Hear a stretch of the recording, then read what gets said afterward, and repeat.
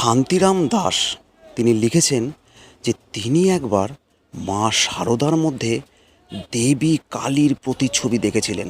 তিনি বলছেন যে পিসিমার পা ছড়িয়ে বসা ছবিটা আমার চোখের সামনে যেন জীবন্ত হয়ে ভাসে। বৃদ্ধা, কিন্তু দু চোখে কি মমতা! আমি একদিন পিসিমাকে এক অন্য মূর্তিতে দেখেছিলাম।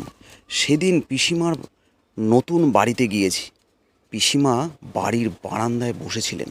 হঠাৎ দেখলাম পিসিমা উঠে দাঁড়ালেন। অবাক হয়ে দেখলাম পিসিমার মতো দেখতে, কিন্তু এ কোন পিসিমা! যুবতী, ঢলঢল দিব্যকান্তি, পিঠের দিকে চুল সব খোলা, যেন পায়ের কাছে ভুঁইয়ে ঠেকে গেছে, ঠিক যেন একেবারে দেবী কালীর মতো। পিসিমার সেই দেবী কালীর মূর্তি আমি আজও ভুলিনি, একথা কিন্তু শান্তিরাম বলে গেছেন।